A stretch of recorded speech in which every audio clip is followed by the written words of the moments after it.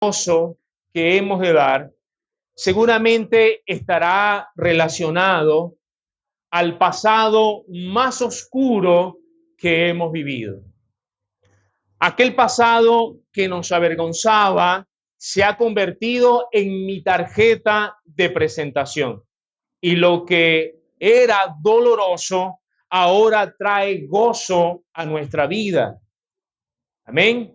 Y es lo mismo que nos impulsa ahora a compartir a quienes nos rodean el mensaje de Jesucristo. Esto fue lo que pasó con aquella mujer samaritana que vimos hace 3 semanas, según la imaginación que tuvimos, cómo había salido de su hogar, de su casa, abrumada, cargada, agobiada, con un corazón a punto de sufrir un infarto, de partirse en dos.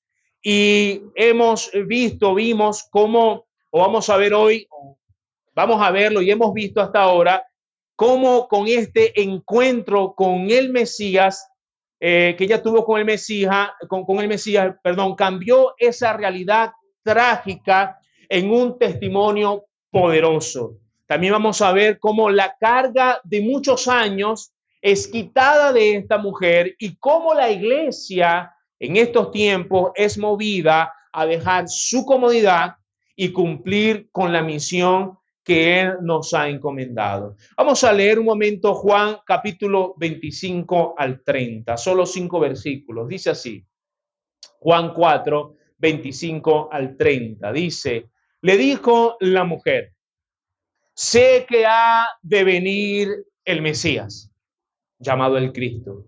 Cuando Él venga, nos declarará todas las cosas. Jesús le dijo, yo soy el que habla contigo. En esto vinieron sus discípulos y se maravillaron de que hablaba con una mujer. Sin embargo, ninguno dijo, ¿qué preguntas o qué hablas con ella? Entonces la mujer dejó su cántaro y fue a la ciudad y dijo a los hombres, venid, ved a un hombre que me ha dicho todo cuanto he hecho. ¿No será este el Cristo? Entonces salieron de la ciudad y vinieron a él. Muy bien. Semana pasada vimos cómo Jesús le habló acerca de la verdadera adoración a aquella mujer, enseñándonos lógicamente a nosotros en este tiempo lo que es la verdadera adoración. Y un verdadero adorador es aquel que adora en espíritu y en verdad. Vimos 3 cosas fundamentales. Ya no hay un lugar especial ni un lugar limitado para la adoración a Dios. Ya no es ni en este monte ni en Jerusalén. ¿Dónde? Donde hay un corazón que adore con espíritu y en verdad, ese es el lugar. También aprendimos que la adoración verdadera está relacionada justamente a eso, una adoración que sea en espíritu y en verdad, y que lo que sostiene el espíritu en nuestra adoración es la verdad que nosotros sabemos acerca de Dios. Así que hablamos también del conocimiento. Jesús decía, ustedes adoran lo que no saben, mas nosotros adoramos lo que sabemos. Y cuando hablamos del conocimiento, no estamos hablando de saber entonar un canto, no estamos hablando de tener algún oído, de tener oído para la música, ni de conocer algunas notas. No se refiere a eso la adoración verdadera. Cuando habla de conocer, estamos hablando de conocer al objeto de nuestra adoración. ¿Cuál es el objeto de nuestra adoración? Cristo, Dios, el Dios Trino, el Dios Padre, Dios Hijo y Dios Espíritu Santo. Ahora, una vez que Jesús le dice todo esto a esta mujer, ella sencillamente le dice, sé que ha de venir el Mesías, llamado el Cristo. Cuando Él venga, nos declarará todas las cosas. Quiere decir que hasta ese momento, hasta ahora, hasta ese momento, ella hablaba con un hombre nada más. Es decir, ella no tenía todavía la revelación de que él era el Mesías. Hasta ese momento solo había hablado con un hombre que le parecía que era profeta, un hombre que había sido muy amable y que le había tratado distinto y diferente a todas las realidades que había vivido antes, especialmente porque Jesús era hombre, era maestro y era judío. Y ese tipo de conversaciones no la vas a encontrar, no la ibas a encontrar en el tiempo de Jesús en ningún lado. Si eres un maestro, no te puedes sentar, menos a plena luz del día, con una mujer, porque es mujer, para conversar con ella. Pero aparte de eso, era judío y judíos los samaritanos no se llevaban entre sí. Pero hasta ahora, a pesar de todo eso, era solo un hombre que había roto todas las barreras de la raza, la religión y de la cultura. Un hombre que había traspasado las barreras del odio entre estas dos culturas, que había puesto a la luz todas las heridas del corazón y fracaso tras fracaso de 5 relaciones de esta mujer. Pero hasta ese momento solo era un hombre. Diferente a todo lo anterior, diferente a todo lo vivido, pero solo había visto a un hombre. Y por eso le dice entonces a este hombre, cuando el Mesías venga, él nos declarará todas las cosas. Y ahí entonces vienen esas palabras con las que Jesús no inició.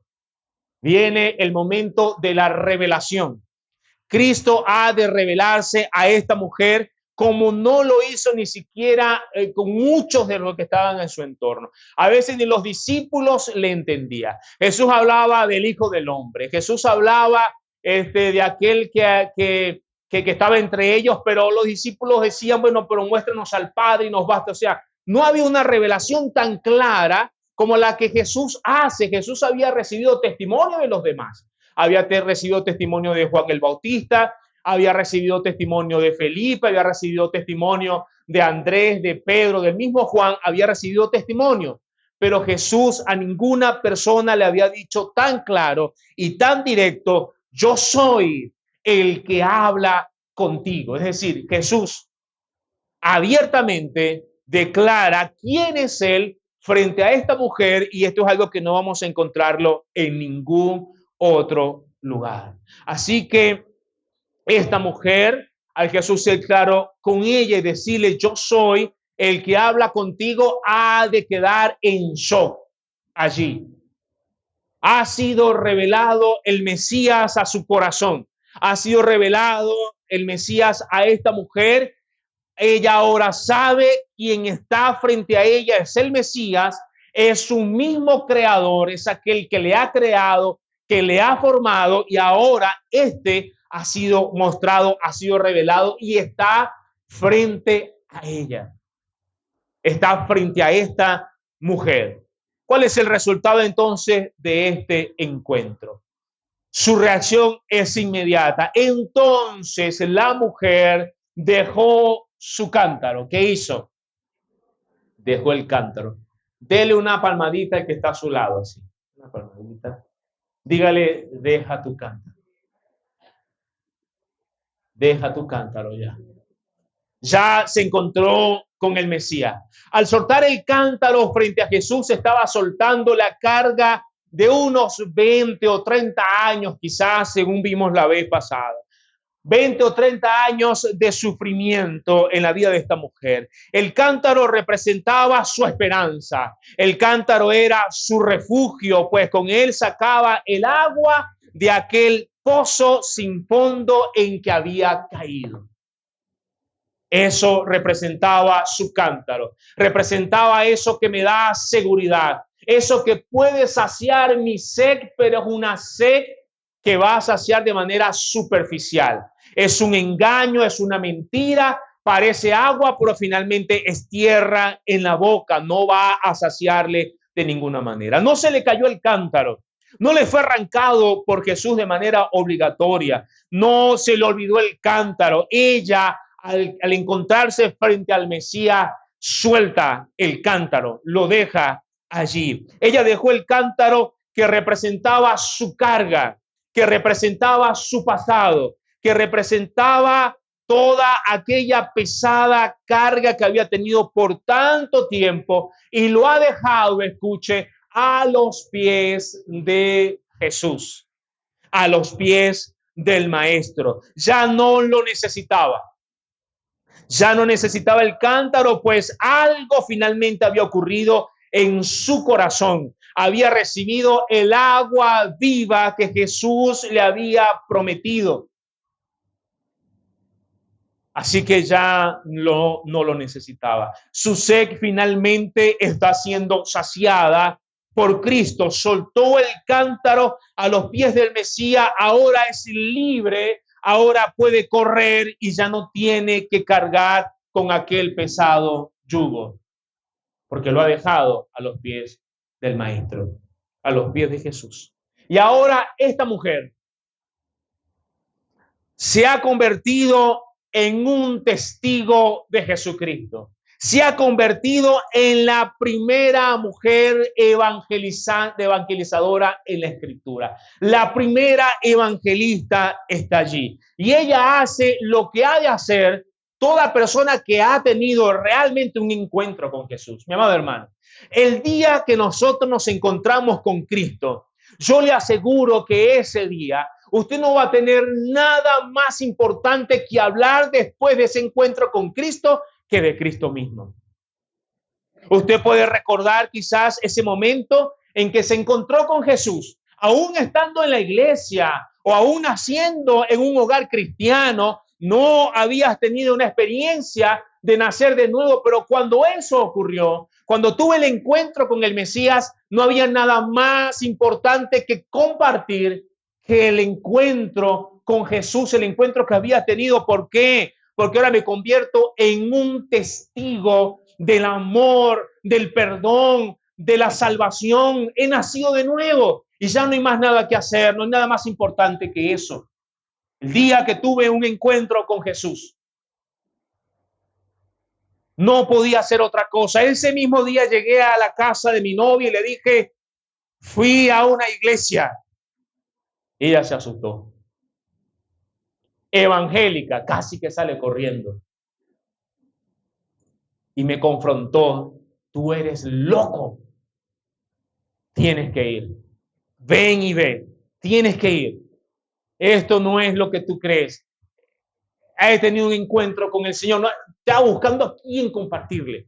¿Por qué? Porque una vez que nos encontramos con Cristo, mi amado hermano, el gozo más grande que tú has de tener es de compartir ese amor que has recibido, ese perdón. Sabes que has sido salvo, sabes que les perteneces a Él y necesitas compartir esto con otro. Así que ahora esta mujer salió ya no para esconderse, salió no para huir de su pasado, sino que salió para dar testimonio de Cristo. Ella se convirtió en un testigo también fiel de Jesús, un testigo fiel del Señor, siendo entonces este registro en la Escritura de la primera mujer que habla de Cristo como el Mesías.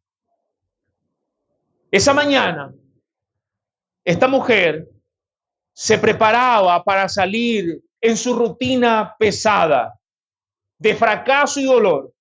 A aquel pozo de fracaso ahora se encuentra en la lista de aquellos hombres que dieron testimonio de Jesucristo. Ahora se le ve en la lista con Juan el Bautista, que dijo, he aquí el Cordero de Dios que quita el pecado del mundo. Ahora está en la lista junto con Felipe, que fue y le dijo a Natanael, ven mismo para que tú lo compruebes. Ahora se encuentra en la lista con Juan, el apóstol. Ahora está en la lista con Pedro. Allí está ahora ella en esa lista de aquellos que dan testimonio de Jesús. Ella regresó a la ciudad de donde había huido durante tantos años. Ahora regresa ya.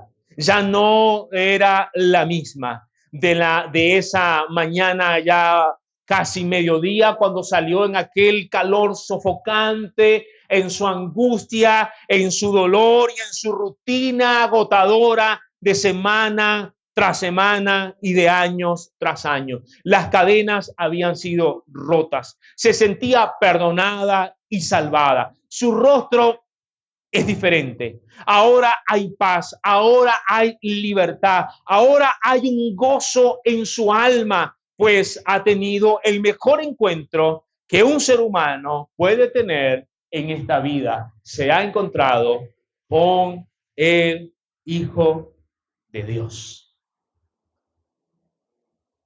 Se encontró con el Hijo de Dios. Aún sin decir palabras, los que la ven se dan cuenta que algo ha ocurrido con esta mujer, pues se ve diferente. Su rostro refleja la luz de Cristo. Así ha de ocurrir con todos aquellos que han de tener un encuentro con Cristo. La gente va a decir, pero ¿qué te pasó? ¿Qué ha sucedido contigo? Porque te ves diferente, porque te ves distinto, porque estás actuando de una forma que no has actuado durante los últimos 20, 30, 15 años de tu vida. ¿Qué es lo que ha sucedido? Sus palabras solo confirman lo que refleja su mirada. Ahora es una mirada de esperanza. El brillo ha vuelto a los ojos oscuros de esta mujer, porque tuvo un encuentro con el Hijo de Dios. El Hijo de Dios. Su tragedia se convirtió entonces en el más poderoso mensaje. ¿Quién va a querer hablar de su pasado? Aquel que sabe que ha sido restaurado. Ya es diferente. Ahora se ha convertido esa tragedia de su vida en el mensaje más poderoso. Aquello que había sido su tragedia y vergüenza, aquello que había sido su dolor, aquello que le agobiaba, se convirtió entonces en su mensaje y dijo a los hombres: venid, ve a un hombre que me ha dicho todo cuanto he hecho. Aquello que era su tragedia, su vergüenza, después de su encuentro con Jesús, se convirtió en su testimonio. Venid, ve a un hombre que me ha dicho todo cuanto he hecho. Así hace Dios con nosotros. Toma nuestra vida, que es una tragedia sin Cristo, para transformarnos y enviarnos a dar testimonio de su amor y de su perdón. Ella hace una obra evangelística. Fue y evangelizó a los hombres de aquella ciudad. Su testimonio, y dijo a los hombres: venid y ve a un hombre que me ha dicho todo cuanto he hecho. ¿No será este el Mesías? ¿No será este el Cristo? Seguramente le preguntaron, ¿pero qué te dijo? Ya no tenía vergüenza de decir a qué se refería con su pasado. Ha hablado, me ha dicho todo cuanto he hecho. ¿Y qué es lo que has hecho? Pues ya no había vergüenza de hablar de su pasado, ¿ok? Ya no había esa vergüenza, podía hablar con libertad los detalles de su vida, pues había sido sanada y ya no había ningún tipo de vergüenza en su vida.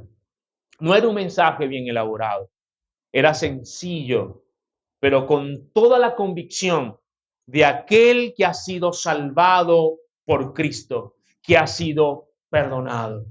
Es sencillo pero contundente. Y su mensaje, en su mensaje, no atrae a las personas así. Ella les dice: venid y ve, vengan, para que ustedes mismos lo comprueben. Hay que comprobarlo. Venid y ven. Vengan ustedes mismos. Así dijo Felipe, le dijo así a Natanael: ve y ve. ¿Ha de salir algo de bueno de Galilea? Bueno, de Nazaret, perdón. Venid y ve. Llevarlos a Cristo fue su objetivo. Y ha de ser siempre nuestro objetivo, que ellos experimenten por sí solo su encuentro con Jesucristo. Mi testimonio es importante, por supuesto, pero presentemos a Cristo en toda su gloria y en su obra en la cruz del Calvario. Tenemos que hablar de Cristo, de la obra de Él en la cruz del Calvario. Un encuentro personal con el Señor. El testimonio de esta mujer sobre el Mesías fue efectivo, porque venía de una vida transformada, venía de una vida cambiada, y una vida que se había encontrado con el Hijo de Dios. Dice, entonces salieron de la ciudad y vinieron a él. Salieron de la ciudad aquellos que ella le testificó y vinieron a él. La conversión, la conversación que vamos a ver ahora, que continúa acá, entre Jesús y los discípulos refleja la indiferencia de la iglesia hoy día. Mientras esto ocurre con aquella mujer que ha sido transformada, cambiada, que ha nacido de nuevo, hay una conversación entre Jesús y sus discípulos. ¿Qué dice? Verso 31.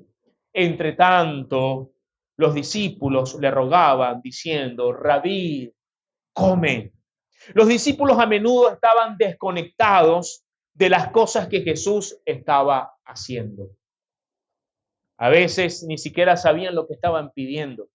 A veces que estaban pensando, Señor, cuando vengas en tu reino, permite que uno de mis hijos, le decía a una de estas mujeres, se sienta a tu derecha y el otro a tu izquierda. Algunas veces estaban discutiendo cuál de ellos sería el mayor en el reino de los cielos. Estaban totalmente desconectados. Muéstranos al Padre y nos basta, Felipe. ¿Cuánto tiempo hace que estoy con vosotros y no me has visto? Mayormente estaban desconectados de la realidad de aquello que Jesús estaba haciendo. ¿Sabe una cosa? Eso puede ser el reflejo de una vida que se ha acomodado. Y tenemos que tener cuidado con acomodarnos, porque si nos acomodamos, el Señor nos va a desacomodar. Y mire que eso duele. Cuando viene el Señor para movernos el piso y desacomodarnos, y una vez que estamos todos desacomodados, espelucados así, todos desesperados y angustiados, y buscamos su rostro, y buscamos su ayuda y su dirección, y le decimos, Señor, te necesito. Ya no es una oración superficial, de rutina, sino un clamor, una súplica.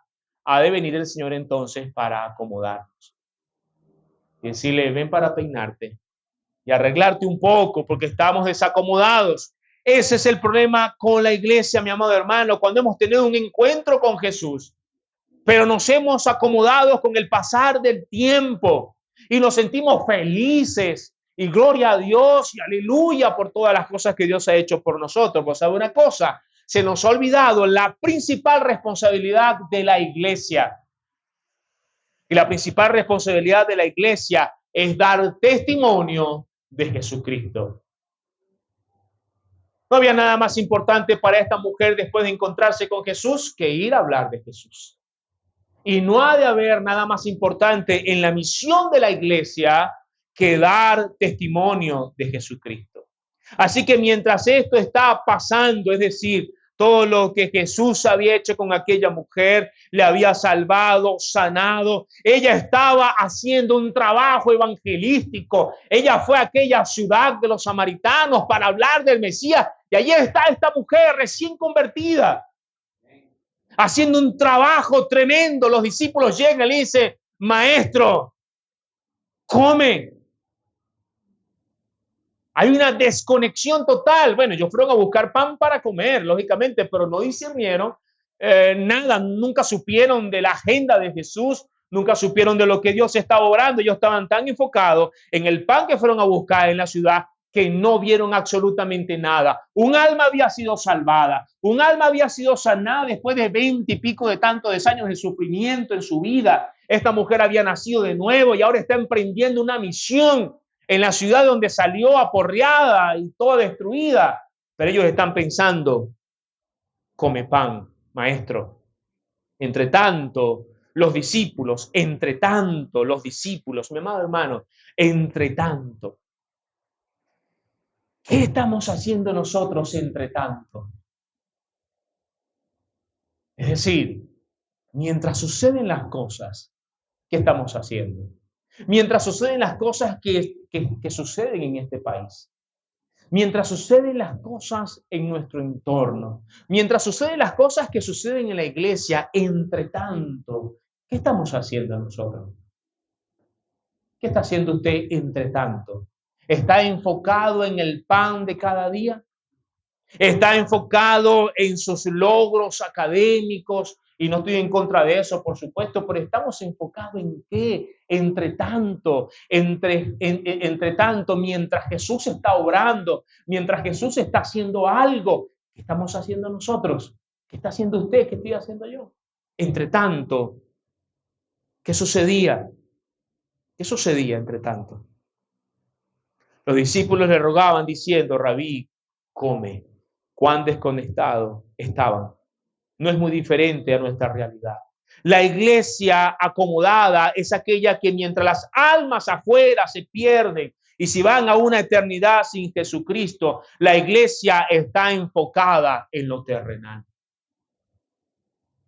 en cómo sobrevivir, en cómo pasamos este momento complicado y difícil mientras las almas por cantidades, miles y millones se van a una eternidad sin Jesucristo. Entre tanto, ¿qué estoy haciendo? Cosas importantes, hermano. Cosas importantes. Sé que nuestras cosas son importantes, pero ¿hay algo más importante que salvar un alma para Cristo? Imagínese usted que logre muchas cosas en su vida y llega a tener un éxito extraordinario, pero al final de su vida se va al infierno. ¿Cree que valió la pena? Escuche, yo quiero crecer en todas las áreas de mi vida. Y yo quiero que usted crezca en todas las áreas de su vida. Pero tengamos cuidado. Porque entre tanto, ellos estaban enfocados en eso. Y eso es lo que sucede con la iglesia que se ha acomodado. Es el pan de esta tierra que nos sacia, donde muchas veces nos ha enfocado y muchas veces la iglesia se ha desviado a tal punto, mi amado hermano, esto lo hemos dicho muchas veces, de convertir la iglesia en un negocio personal cuando se le ha olvidado que el propósito de la iglesia es dar testimonio de Jesucristo. Mi amado hermano, si este lugar ha de mejorar es para que Cristo sea glorificado y para que muchas almas puedan conocer al Señor. Si este lugar se ha de ampliar o Dios ha de llevarnos a un lugar más grande, no es para una jactancia personal, es porque muchas almas han de conocer a Cristo. Porque ese es el propósito de la iglesia, dar testimonio de Jesucristo. Así que mientras todo esto estaba sucediendo, imagine esta mujer allá reunida con aquel montón de hombres diciéndole a uno y a otro y de un lugar a otro: mira, he encontrado a un hombre que me ha dicho todo lo que he hecho. ¿No será este el Mesías? Vengan y vean, mientras eso estaba sucediendo. Pero Jesús dice unas palabras que son sencillas, pero contundentes. Jesús le dijo: mi comida es que haga la voluntad del que me envió y que acabe su obra.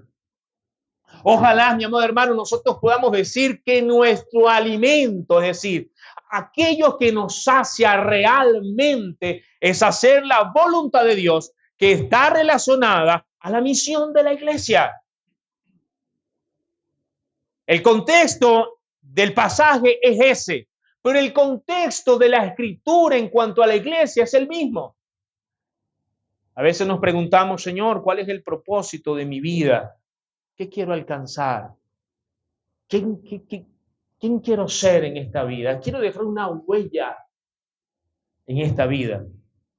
Mi amado hermano, es mejor preguntar y es mejor decir que nuestro pan, nuestra comida, lo que nos sacia es hacer la voluntad de nuestro Dios para nuestras vidas y completar, escuche, la obra que nos ha encomendado. Se siente afligido, hay que hacer la obra. Se siente enfermo, hay que hacer la obra. Tiene dificultades en su hogar, hay que hacer la obra. Tiene dificultades económicas, hay que completar la obra que el Señor nos ha encomendado. Eso hemos de hacerlo.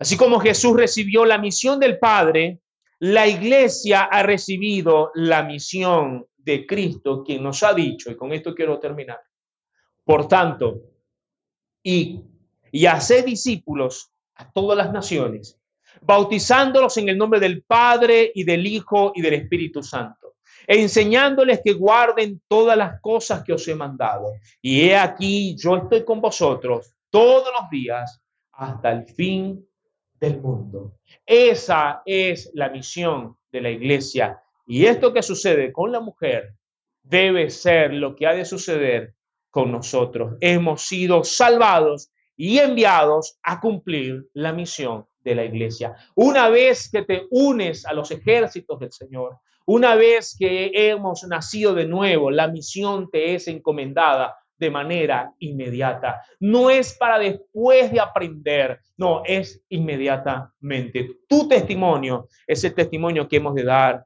al mundo, mi amado hermano. La iglesia debe dar testimonio de Cristo. Esta semana vamos a celebrar nuestro segundo año de aniversario. Mi amado hermano, no hay mejor manera de celebrar un aniversario de la iglesia que trayendo un invitado a la iglesia. No hay mejor manera de celebrar las bondades de Dios que compartiendo las bondades de Dios con aquellos que no la han experimentado. Así que yo quiero animarte para esta semana. Vamos a trabajar, como decía mi hermano Noel, que tengamos un problema logístico acá. Ojalá siempre tengamos un problema logístico. Amén. Ojalá. Que tengamos un problema logístico tan fuerte que tengamos que hacer 2 reuniones para que el Señor sea glorificado en la vida de tantas personas que lo necesitan. Que no sean 2, que sean 3, ¿verdad que sí? Y que la iglesia pueda crecer. Pero esta semana que viene, no venga solo a celebrar las bondades de Dios. Vengamos con uno que necesite recibir del Señor. Esta semana vamos a tener al pastor Every como invitado especial para que nos comparte el mensaje el día domingo. El mensaje de las bondades de Dios nos va a hablar el próximo domingo. Vamos a aprovechar esta oportunidad. Vamos a hacer como la mujer. Vamos a salir de este lugar para contactar a cuantos podamos y decirles, vengan y vean. Porque Dios va a hacer una obra en sus vidas. Amén. Luego terminamos con este mensaje. Nos queda un mensaje todavía de la mujer samaritana. Vamos a orar un momento. Vamos a orar y vamos a cerrar nuestros ojos allí. Vamos a pedirle